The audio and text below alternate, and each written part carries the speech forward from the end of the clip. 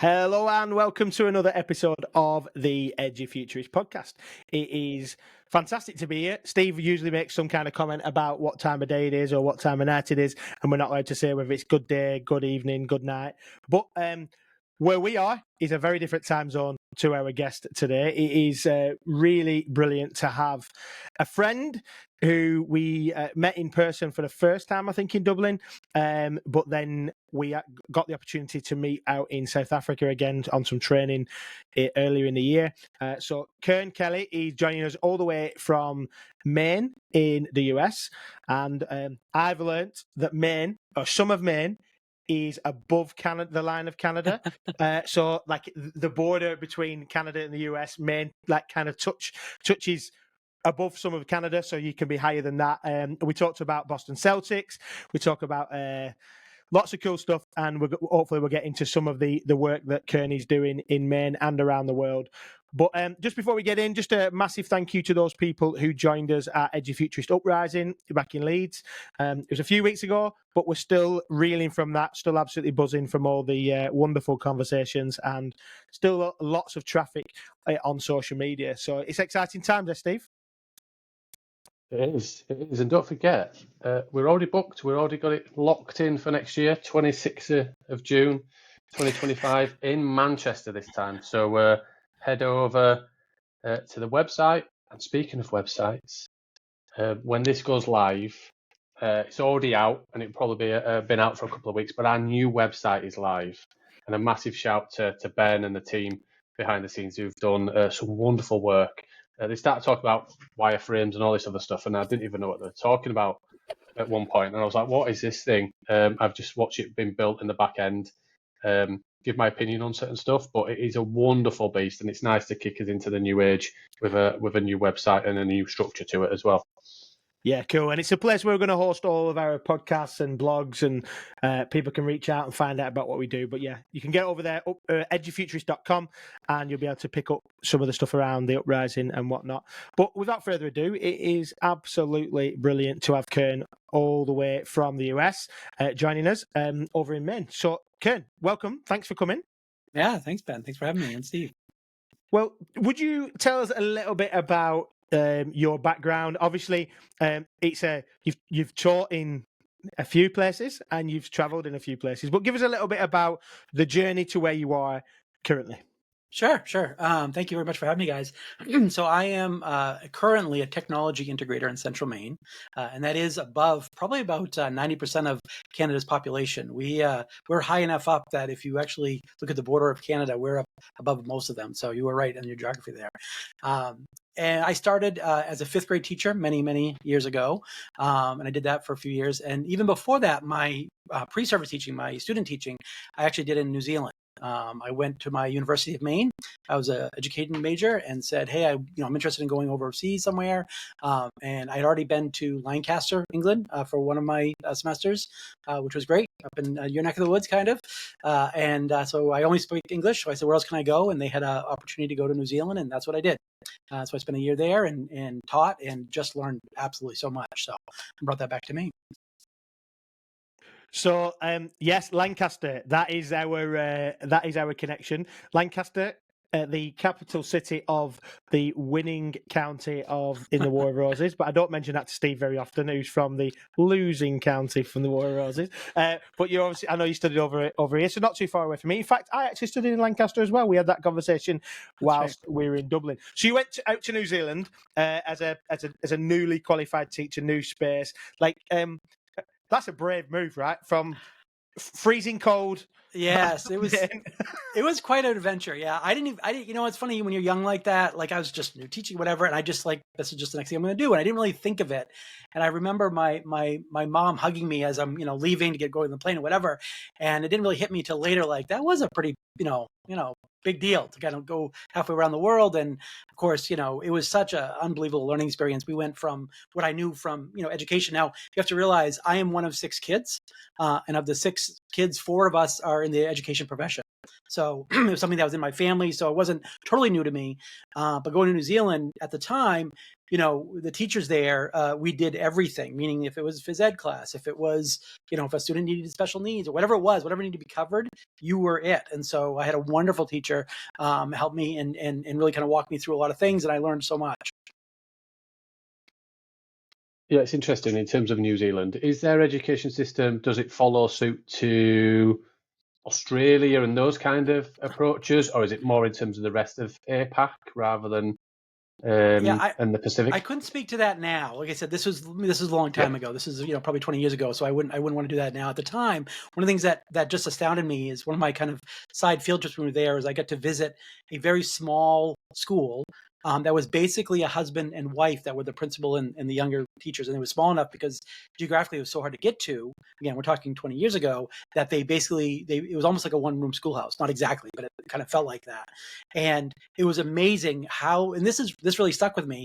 One of the things that the teacher of the younger kids would do is she'd say, okay, we're going to do math today, but this is really for older kids. You younger kids, you third and fourth graders, this is probably too hard for you, wink, wink.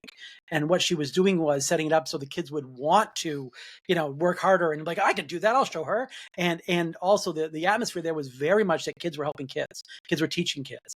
And that's really kind of a premise of, basis of a lot of what I've done is this idea of students as teachers and how they learn from that process. They learn by teaching other people and hopefully giving them opportunities for them to do that.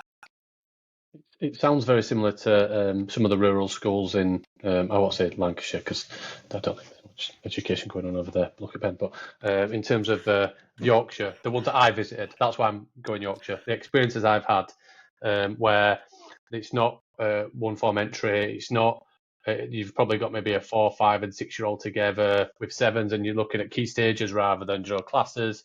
So yeah, and I've never been to New Zealand, but my wife has, and she says she's got family out there. Says it's absolutely beautiful, kind of like a Scotland with different seasons. Scotland's more like just rain and snow, and she said it's like Scotland but with different seasons. So it's always been somewhere to go and somewhere to definitely look at. But I love that, and I think maybe if we stay there in terms of that learning experience of that really small school, because and I know I'm going to completely go down a rabbit hole here, so bear with me, Kern. But if you look at some of the wonderful online schools and some of the great project-based learning schools that people are doing, collaborative project, if you look at some of the stuff in terms of synthesis, they're not focused on the same structures as what schooling does in the US and the UK in terms of those year 4, year 5, year 6. It's bringing maybe 4 to 11-year-olds together to work on projects. This is not by design. This is actually through necessity, and actually that's what they've got to do. But it's not a new concept, and it does. Well, no, we have to teach in year groups, and I'm like, no. Go to a rural school, go to New Zealand, get that experience. Because I think, did that set you up in terms of that experience of how you maybe approach some of the concepts in your classes and delivery? Yeah, 100%. Yeah, because I mean, you think about that age, our almost artificial gapping. That's for us. That's not for the kid. Yeah. So as I mentioned, like I started as a 5th grade teacher, and the benefit of that is I had the entire classroom was mine, meaning I taught all subjects. And I absolutely loved that. I love that fact that I could integrate different subjects with each other where it was appropriate. I could push on certain students that needed to push. I could pull with other students that needed to pull. Like it was very much, an atmosphere that we're all in this together. We're helping each other out. That's really with the kind of the premise of, when I had students doing tech support, which we'll talk about in a little while, but that's where it started because, I needed more hands. I need more help. So I just started asking the kids, hey, we've got this computer lab. Who wants to help me during, recess or, after school or whatever? And, half of their hands went up. They all want to be part of that. So that was that kind of mindset where like, oh yeah, we're all just figuring this out together. Yes, we'll talk content. Yes, we'll build that stuff in. But that's almost secondary to the community that we would build in that classroom.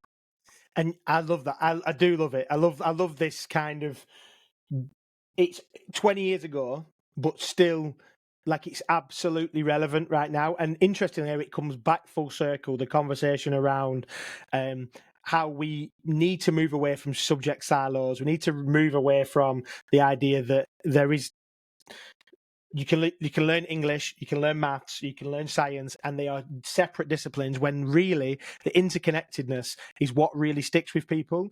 Now, you're technology integrator. That's the current position that you're working on, and you've done that for a number of years as well. What does that look like? And then obviously we can bring that back round in terms of talking about student leaders and stuff. That's a great question. And it's one of those things that, so when I was asked, this was around 2004 or 5, I had been teaching 5th grade for a few years. The district I work in, which is still the district I'm in now, was like, you know what, we love what you're doing with the kids. We love all the technology you're integrating. Could you do that for the district? Now, Technology Integrator as a position didn't really exist or was brand new. And so kind of I asked, like, well, what's my charge? What's my role? And they said, well, use your time and energy as best you see fit. And so that's what I did. And so for me, that's where people ask, well, how did you make this ability to bring kids around the world and do workshops and have kids present at different places, conferences and work with people and so forth? That I felt that was really important to build the students' ability to do that, one, and take them places, and obviously in travel and all the education that goes with that. My kind of rule of thumb when I talk about, when I think of the kids, because they'd ask me, who gets to go? Who gets to go to Hawaii with you? Why does she get to go versus I don't get to go, whatever. And my rules aren't necessarily around the technology. I can teach you that. If you know tech, that's great. But if you don't, no problem. I can work with you there. And it's not, I want you to do well in school, but you don't have to be straight A. If you're a straight A kid, that's wonderful, but you don't have to be. The number one thing is I have to be able to trust you implicitly. Because if we're traveling, there'll be times when I'm not looking over your shoulder. So I have to know that you are doing what you're supposed to do. And when you show that I can trust you, it's not when we're traveling, it's back at school. It's in the classroom. It's when we're doing things around the school, helping other people out. So everyone has an opportunity, all my students that want to do this, to participate. We do a weekly live tech help show. Every week we go live, not during the summers, obviously, but during the school year. We also do workshops around the state of Maine. And we're now starting to go abroad. We were at ITSE last year, and we're starting to do more and more events. And that's when they show me that they can handle that and they want to do that kind of stuff. And it's just kind of grown from there. And what does that? I think trust is a great way to kind of step into it, because I think when you look at leadership, I think leadership at all levels, like whether you're a captain of a football team and you're a leader in your own level, whether you are a teacher that's leading a group of students, whether you're leading a program like you are, trust is a real challenging thing that most leaders end up, the bad leaders potentially, in my opinion, are the ones that then struggle a burn for either choice or through necessity, then micromanage in terms of that leadership. So how do you kind of give that autonomy to not those adults, but and that trust to those young people, when people often would struggle taking them out from across the road, like in terms of just like a field trip locally rather than those international trips? Yeah, no, I've had very candid conversation with kids that really want to participate, that I've said, look, you've shown me times when I haven't been able to trust you here. I can't bring you. Again, this is one-on-one. This is not to embarrass them. This is what we're here for. We're not, yes, the content, of course, but we're here to make them better people. We talk about the purpose of education. What is it? Well, we want them when they leave school, because they're going to, what are they going to do beyond there? They're going to have good relationships. They're going to talk to other people and be trustworthy. And this is when they can practice, basically. I'll say, when we public speak, when we practice that, it's like shooting foul shots. You can't watch somebody else do that. You can't read a book about it. You have to go do it and do it and do it and do it until you get really good at it. And eventually it's not a big deal. My kids now, I joke with them because, we go and present. I had one student that graduated last year, and she went to college, and she reached out to me afterwards. She said, Mr. Kelley, I did a public speaking course. And the professor got up there and said, no, none of you guys have ever spoken in front of 1,000 people before. And she kind of raised her hand. She goes, I have. We did the ITSE conference in Chicago. This is like I don't know, about 10 years ago, whatever. And I helped do one of the keynotes. And so that's the experience I want to give our kids. So when they go out, anything that's thrown at them, doesn't matter what it is, they're prepared. They're ready. It's not a big deal.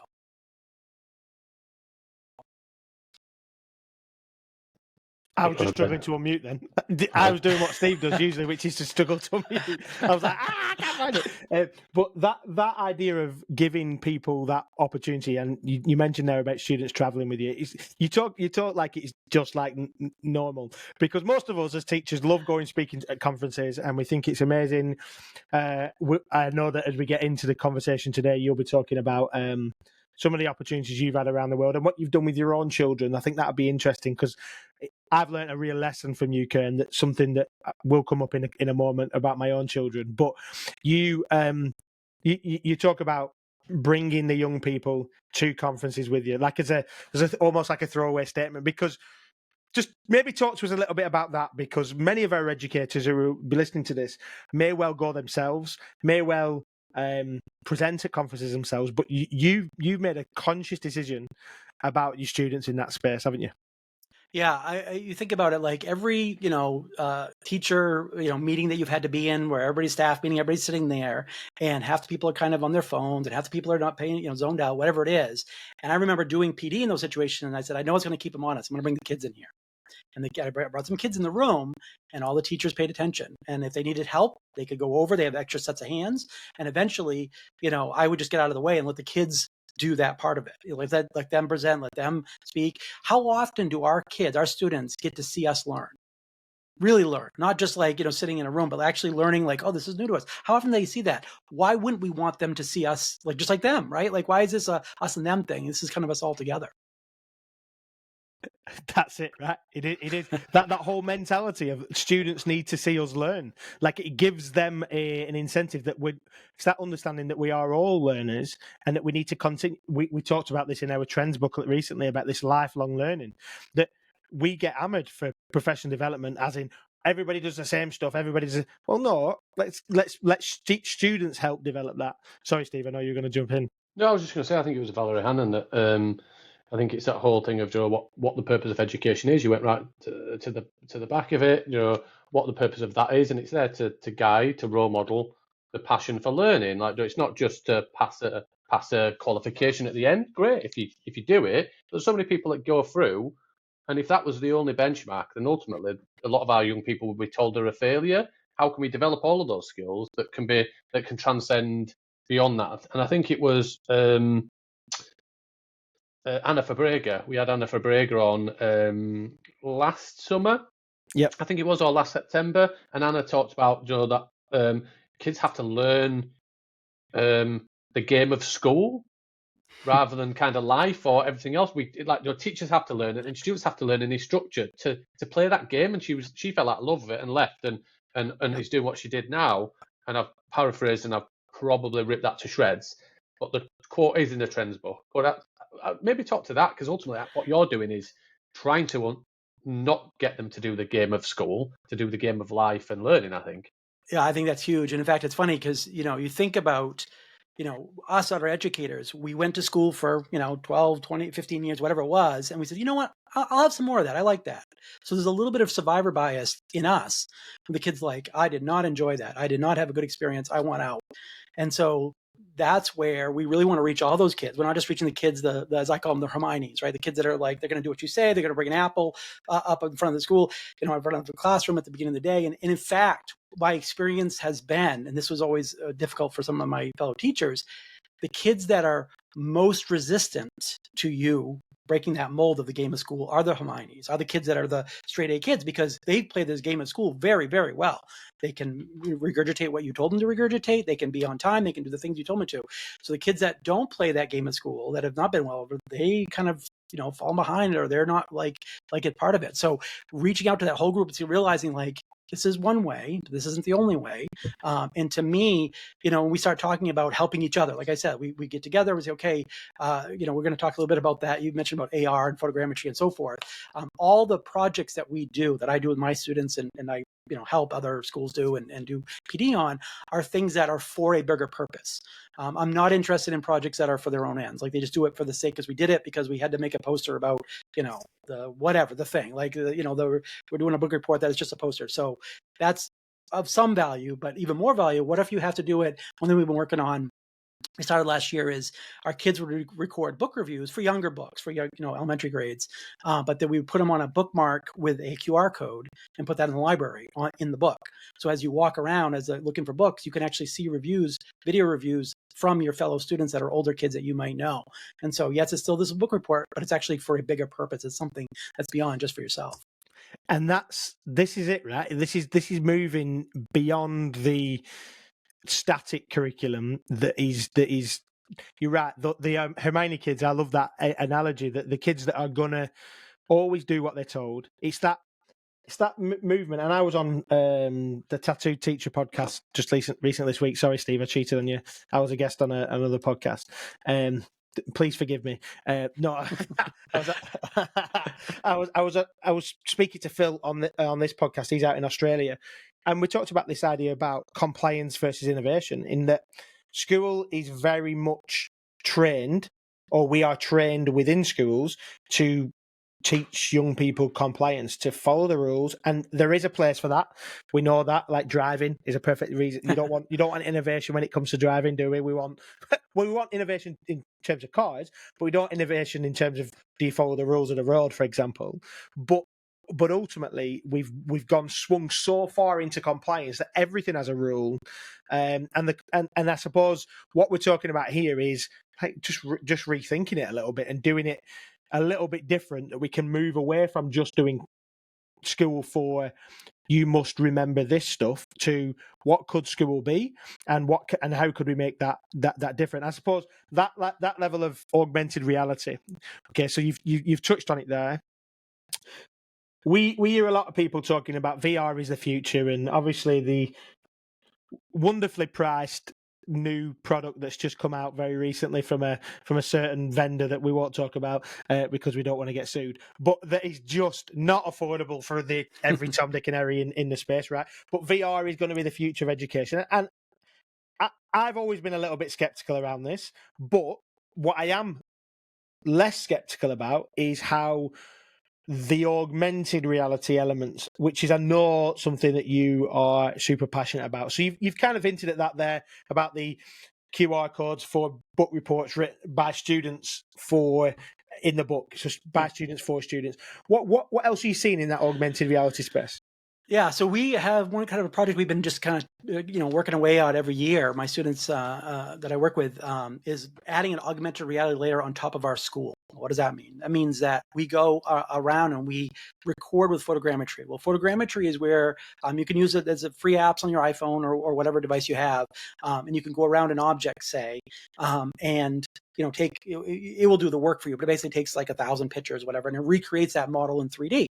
And so what the plan is for us, and what we've been doing is, as you walk around our school and you hold your phone up, if you point to something, it will trigger where it will show you a thing. Now, it might be an object, it might be a video, it might be audio. For example, if you go to our 2 years ago, we won the state basketball championship, our high school did.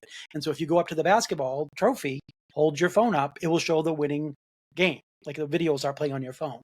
Or if you go to, we just won this year, I'm very proud of our kids, just won the softball championship, first time for Nokomis, which, yay, go Warriors. And so same thing, you go up to their trophy, hold up your phone, and it will start playing the championship. If you go in the art room, you hold up a piece of art, it might have the student explaining that drawing or painting that he created. If you go to some of the other 3D art that the kids have created, the example that I gave you guys in the show notes there was that, where somebody had created a 3D model of like Medusa's head. It's really cool. It's got like snakes coming out of it, and it's really cool. Well, now we have a 3D model of that we can place, for example, in the Latin room, like where we have our Latin class and that kind of stuff. So it's really the idea of adding that interactivity to everywhere you walk around in that school to help you out.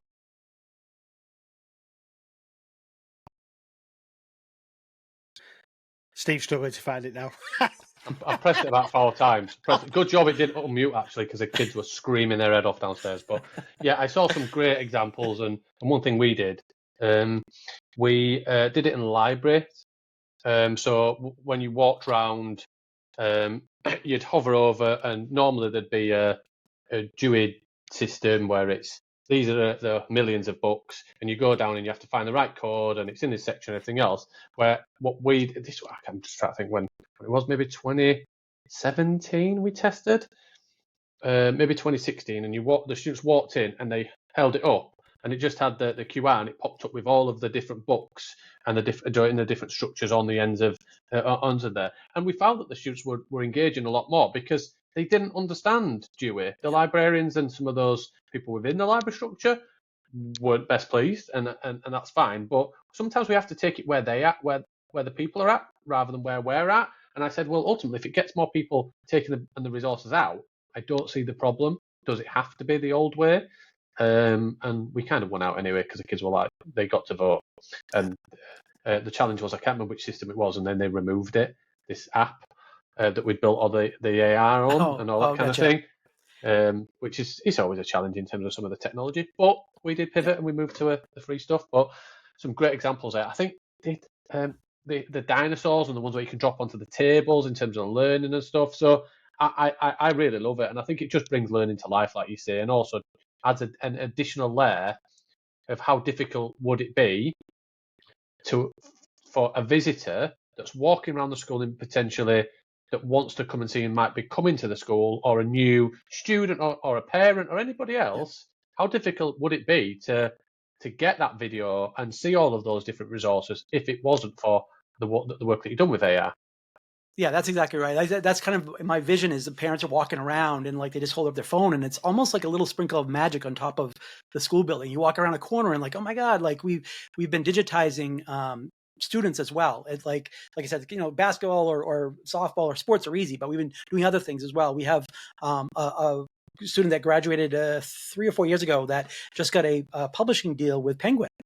She went to Harvard and she now is like a 7-figure deal for a couple books. And so we're going to put her as almost like a digital statue in the library, standing there with her book, reading her book. And I want that little bit of kind of magic around the corner. Every time a kid's walking in, they want to be there. They want to be physically at school, because who knows what's going to happen next. And so that's going to make it exciting. It's that intrigue and curiosity and the stuff that we talk about, seem to talk about all the time. It's like you want to be excited about going to school and think, oh, what's this going to be about? What's going to happen today? I used to have an English teacher called Mr. Lopez. His first name was Roland. He was the most eccentric man you have ever met in your life. I think I don't know if I've ever told you this story, Steve. He was my English teacher in year 8 and year 9, and he was just wonderful. Like he brought books to life. He'd jump on desks and he'd rock up one day and he'd be in this huge, massive, like sheepskin rug, like he was some kind of like, I don't know, king or whatever. And he'd bring himself into character. And then I don't know, partway through year 8, it was the beginning of year 8. So I was 12 at this point. He got an Action Man figure in the box and like put it in the corner of the room, top corner of the room. And we all walked in and we spotted this. And he went, "You must salute to the great god Zardoz." And we were like, what on earth is this guy talking about? And I still, for the life of me, don't remember why he did that. But it was just, you just don't know what you're going to get from one day to the next. He was dressed up as characters. He brought books to that, and I loved English from that very moment. Like it just felt like it brought. I've always loved reading, but it really brought it out to me because he brought that intrigue, right? And you've probably got a story. I'm not saying you should all dress up in crazy sheepskin, but do you know what I mean? It's why I'm not worried about AI in education. It's why, because it's not about the content, it's about the relationships. If AI could replace teachers right now, tomorrow, say, that was a big concern, then it would have. I could have my son or I have 2 boys. I could have them do everything for school on a computer right now. I could go take Khan Academy, or I could do whatever.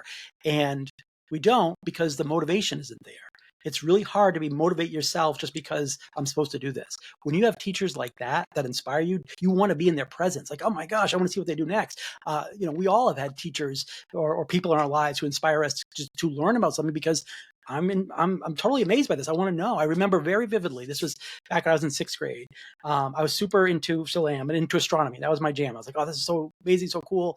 And I remember going to my teacher at the time, and she was lovely. Miss Vitale was a wonderful teacher. And I said, oh, when do we do astronomy? She said, oh, we don't do it this year. Sorry. We do that in 7th grade or whatever. And I was like, crestfallen. Like, what do you mean we don't do that? Of course we're going to do that. And so my mom, who, never graduated college, she did hair for a living, and she was lovely. She said, oh, that's no problem. So apparently, I didn't realize this when she started telling me the story. Apparently, so she did the hair of an astronomy professor at a local college. And so she enrolled me and would bring me out to astronomy college class in 6th grade because I was so into it. And what I realized now, looking back at that, was it wasn't about, I'm not going to let school stop my education. I'm not going to let, these 4 walls mean like, oh, you don't get to learn something because they don't do it. That's just silly. You just do what you want to do, go learn what you want. That is one of my favourite stories that Kern tells. Like that story of that his mum decided, do you know what? He wants to learn astronomy. I'm going to get him in the university, and I do the hair of the professor, so I'm going to do that. That is class, I think I was having this conversation. My best friend lives in the States. Him and his wife and his family were back over for a few weeks. I won't say the state or location or anything else, but we were having a conversation, and this state might give the game away to our US listeners, because I don't know whether it's a national thing or whether it's a state thing. And I was like, she's left the profession, and she said, Steve, you're never going to guess what they're going to do. And I said, all right. And she said, they're going to give vouchers for education. That's what they're talking. I said, all right, okay. I said, what do you mean by that? And the disparity of the fact that private education was going to be a voucher for 11,000, and if you went to a state school that was local to you, it was 5,000. And I said, I disagree with that. I said, but imagine if all the vouchers were exactly the same, and you were given a voucher, and you could choose where you sent your son or daughter. I think that would raise the playing fields. I said we'd have to have a look at that in terms of, because that would be then look at the resources and everything else. I said I disagree with that being more expensive than this just because it's private versus state. I said, but imagine if we globally said, you know what, you as a parent and as educators and everybody can make a choice in terms of where you go to education. You get the voucher.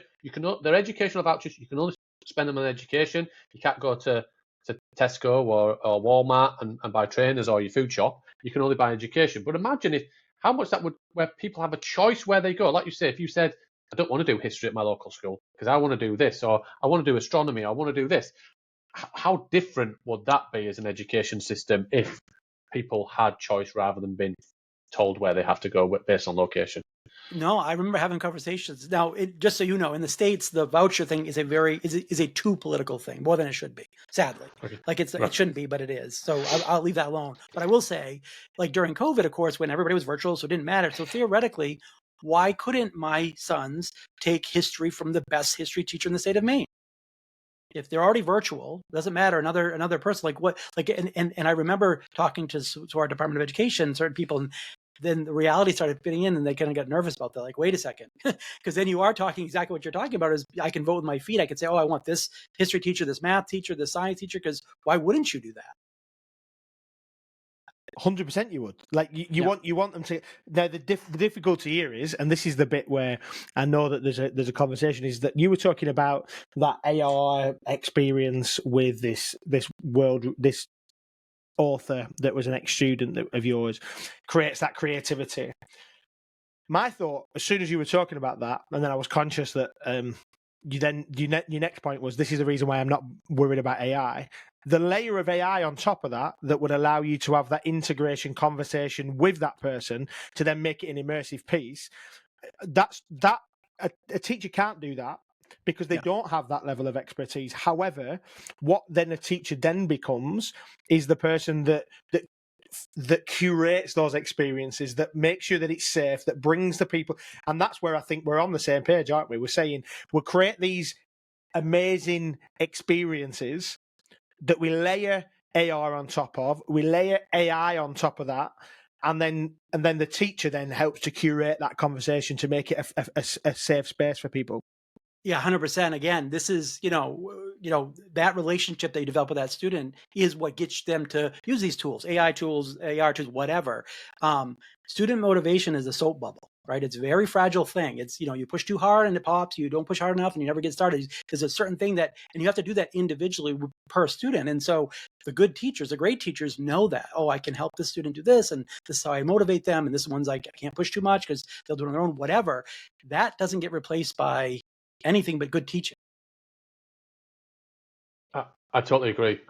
And I think, I think, Ben, I don't know if it was on the podcast or whether me and you were just chewing the fat one day over a coffee when, if it hasn't gone out, we definitely need to try and do that, where how come then these community spaces, so if buildings are still needed, those social elements are still needed, but a lot of it then moves to online and different projects and people are traveling around and everything else, where actually that community, that development, that social aspect of education becomes so important, where you're coming together for a reason.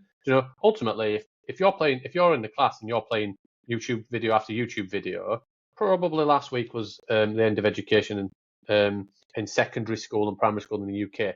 A lot of videos will have been watched. I get that, like the old wheel out of a TV. But on a regular basis, if that's what you're doing, students have the right to say, well, I could watch this at home. they're like, it's not specific to me, and how can we facilitate that? And I think there's a nervousness about online education because there is probably a bad term this, but like a babysitting service where if parents are working and out of work and these children are doing it online or young people are doing it online, how do they do that and how are they supported? Ultimately, we still have the space. Online learning doesn't mean at home learning. Online learning can be in different spaces, in communities, in different stuff where you come together and have that social element. Parents can even be in that space where they're working around that and hybrid stuff, and then they have dinner together and all those kind of things. So I'm really excited for what the future brings with the disruption of online school and AR and technology. But I'm interested because you started your career in terms of the technical supervisor and advisory for the state or the district in, did you say 2004 or 2006, Kern? Yeah, 2004 was when I started Technology Integrator. Yeah. So 20 years ago, wow, that sounds maybe 2004 sounds like 5 years ago. The interesting bit, It surely does. 2084, It certainly does. 2084 sounds like 20 years ago. But I couldn't agree when you more. look at it, but has technology integration completely changed? Has there been a seismic shift? I know AI is a hot topic at the minute. Yeah. But do you see that actually there's been those cycles, and over the last 20 years, that actually has it been a journey, and you're just seeing different tools that have been brought to the conversation?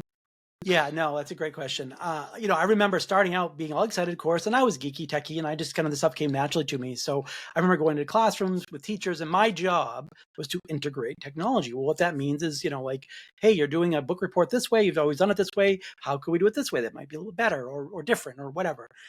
and initially, what would happen is, nobody would ever say no. The teachers wouldn't. They would say, oh, maybe next time. I've already got my unit. I've already started. Maybe next year I'll do it that way. And so I was like, that's not working very well. So what I started to do is I'd take my tech club, tech Sherpas, as we were known. And so I'd take the kids and they would bring them together, and I'd say, okay, for Mrs. Smith, you're going to do the book report. You're going to do the same thing, except for me, you're going to do it as a interactive video game or whatever the thing was, whatever we want to do. And then I would show it back to Mrs. Smith, and 100% of the time they'd be like, oh yeah, next year I want that. Like next year we'll do that, as this is better because the kids are more engaged, kids are more, they're actually building up more skills and all the things. So what I started to do is build this kind of repertoire of different examples all the way through, so K through 12, and kind of how our system works now. And we're always tweaking it, we're always making it better. But K through 4, we have an integrator that works, and they kind of get them going, and we have certain things they do at different grade levels. 5 through 8, all of our kids get exposed to all kinds of stuff. We have a teacher who is actually my brother, Keith Kelley, who actually teaches our 5th through 8th grade integrated technology class, Think Modern Shop class. They build skateboards, they do 3D printing, they do coding, they do robotics, every kid does this. Every kid gets exposed to all these things, so that by the time they get up to me at high school, I can say, hey, I know you've done all these things. Here's some projects you can work on. Which tool best fits what you want to do? So it's not specific to today we're learning 3D printing. It is, I need to do this project. Oh, I already know how to use 3D printing, so I can use that to fill this thing. Or I can do whatever. Again, more like real life. This idea of kind of a very broad brush of tools, whatever tool is appropriate for the task at hand, and you already have experience with it. One of our cool projects we're working on, I know this is jumping a little bit ahead, but I want to share it now just because it kind of fits here. We have a program called STEM to Strings. And the idea is we actually have a woodlot, because we're in Maine, mostly woods. We have about 1 million people in the whole state. We have a lot of woodlot. So we actually were donated a woodlot, about 100 acres near the school. We were very lucky. The only rule was, of course, we couldn't, we have to use it for sciencey things or educational things. Wonderful. We have one of our science class goes out and looks at which trees have to be harvested. Now, again, we're very high lumber is one of our biggest industries here in Maine. And, if you don't just leave a forest necessarily all the way alone, you have to go in and harvest things to clean it up to actually make it be more healthy. So they'll go out, the kids will find a tree that looks like it needs to be taken down. We actually harvest it. We cut it down. The school district owns its own planer. So we actually plane boards from that tree. The kids do this. If you want to, if everybody's interested, stemtostrings.com. Actually, you know what? I tell you what, I can pull this up. Let's do a little. No, actually I switched it. Okay, never mind. So stemtostrings.com, and what that does is it walks you through all the steps that we do. So once they've planed the boards, we have a CNC machine. The kids create guitar bodies out of them through the CNC. So they're doing a little bit of tech there. And they actually go through the entire process of building their own electric guitar. The final step is to them play it in our music class up at the high school level. So they've gone from looking at a tree in a woods at one point all the way, hopefully by the end of it, they're actually playing the guitar, a year and a half later. We haven't yet. We've had kids do different parts of it. We haven't had one student go through the entire process yet because it takes so long. Like you have to kiln dry the wood, so it takes about a half a year to do that kind of stuff. So that's what we're hoping for at some point. We'll do a video documentary of one student going through the entire process. But that's the kind of thing that, think about how many standards you're hitting, how many science standards, how many math, how many artistic standards, all these things that you're just naturally encapsulating in this project. But when you're all done, wow, the kids have their own electric guitar that they've created and they can take home with them. I'm sitting here just thinking, how inspirational is that? Unbelievable. We hear so many wonderful projects, but what an amazing project to see it, to take from nature, kind of like, what it began as, an understanding of how you need to treat carefully, how you need to cultivate, how you need to go through that process to manage the forest, the understanding of that and nature and where everything comes from, and then all the way up to actually the end product is exceptional. Really inspirational, to be honest, Ken. I love it, absolutely love it. Well, that only works if we have the system all the way through, right? That doesn't work if we have one piece of it. So we've worked with our science teachers to teach, environmental science. We've worked with our techie, our vocational school that can handle the CNC part of it. We've worked with our music teachers. Like all the bits and pieces come together, kind of create something bigger than the size of its parts.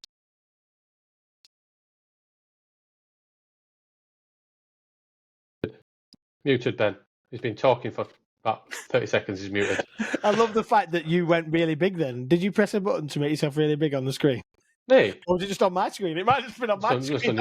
I think it was when you were trying to unmute and then you probably pressed the wrong one. I don't know what is going on. It's like this is the first time we've ever used it. But we'll roll with it. It's absolutely fine. Maybe we need a tech advisory coach or something to come and support us with. A technology integrator on I'll have my kids reach out to you. Yeah. Definitely.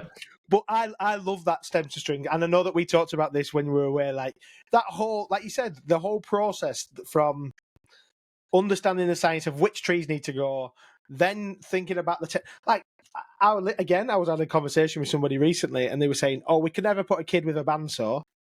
Like, okay, I get why there's a challenge with that, but at some point, how are we going to teach them how to use it safely? So it's not about not using it. It's about it's the same thing. You'd never teach let somebody, a 17-year-old, go and drive a car without any. They have lessons to learn how to manage that, and then actually we know that you learn to drive once you've passed your test, right?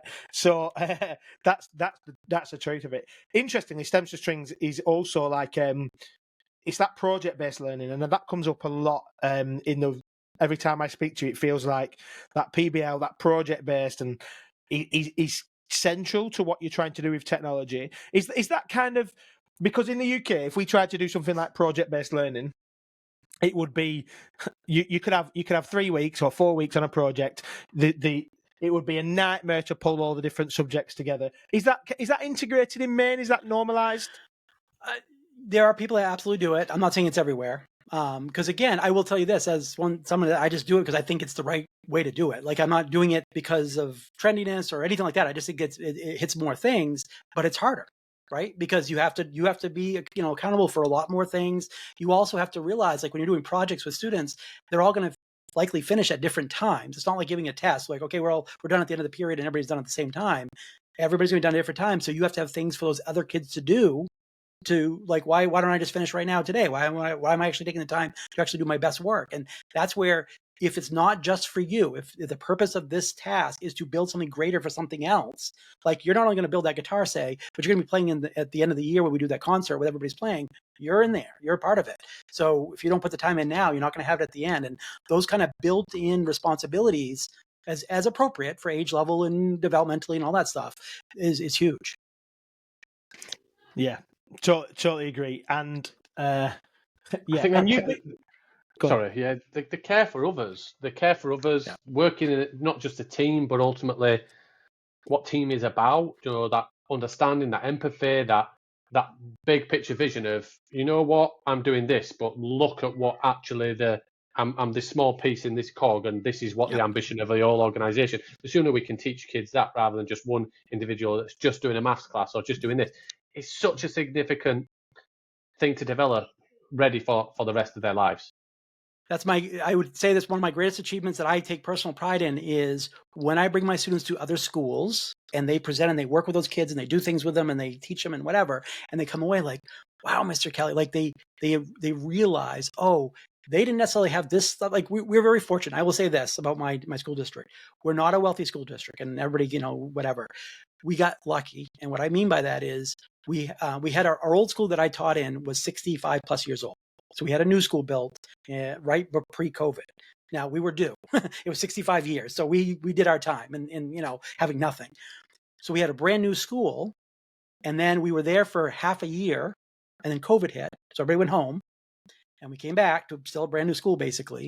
And all the COVID money, and I don't know if it happened in the UK, but certainly in the States, a lot of districts got COVID money to pay for electronics, or to pay for infrastructure, to pay for things that they needed to do the virtual learning. Well, we had everything new. We just happened to because we had a new school. So all that money that came in for us was, in effect, gravy. We could do these things that we couldn't have done otherwise.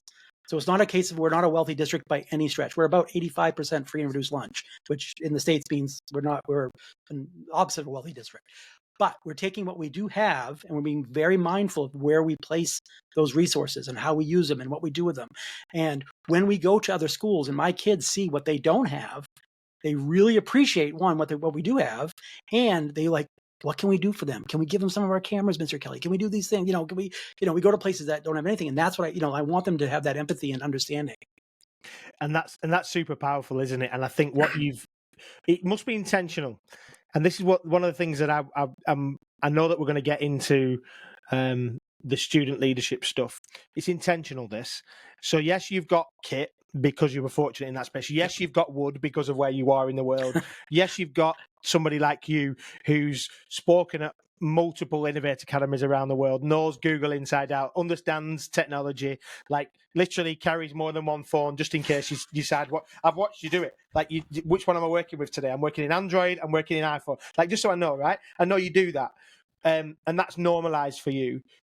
So the students are in that. But what you've done is you've cultivated a culture, you and the district and the schools that are creating this, and the students in that space around student leadership, and obviously that empathy that you're talking about there. That, Steve, I don't know if we've done a podcast in the last 12, 18 months where the word empathy has not come out as a conversation, as a development of what you've done. So would you maybe talk? I know you've done the Slam show, which I've had a little look at that. I thought that's really cool, right? But tell us a little bit about student leadership and what that means, because I think it's central to all the things that you're talking about. Yeah. So thank you. So what the SLAM show is, and just kind of introduction, SLAM stands for Student Leadership Ambassadors of Maine. And right around the end of COVID, we were kind of going back to school, some places where others weren't, whatever, that kind of post-COVID time. I started doing a video weekly help. It's not really a show. It was just like I was on live, like office hours, I guess maybe I'll call it that, where people could just kind of, either with Zoom or Google Meet or whatever, connect with me, and I'd help them any way I can. And then I would have students do it as well. They would join. Typically the kids would kind of pick a topic and we would do things. And that just kept getting bigger and bigger and more popular. And eventually I reached out and I contacted with the department, the Maine Department of Education, and they were super excited about it. And so they officially supported this idea where we do a weekly live tech show, usually on Thursdays. The topics are all free online tools that have a creative product from them. So a really good example.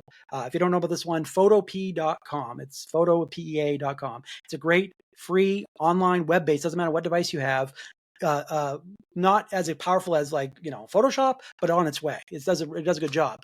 But with that, we go through the process of learning to do a project. And the reason why we do that is so I want the kids that are watching, and we have the last time, as of last year, we had about 60 schools that would join us. Not all live, some of them would watch them afterward.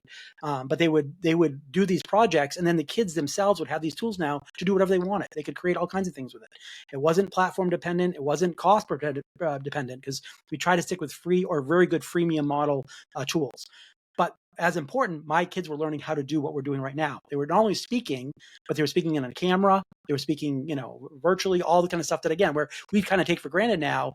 Our kids hadn't done that. They hadn't done anything like this, really. I mean, so we do that every week, and then eventually get to the point where once a month, we would go on tour. So we would physically go to another school and do a live SLAM showcase, which is a live event. All the kids that are invited, they would do sessions.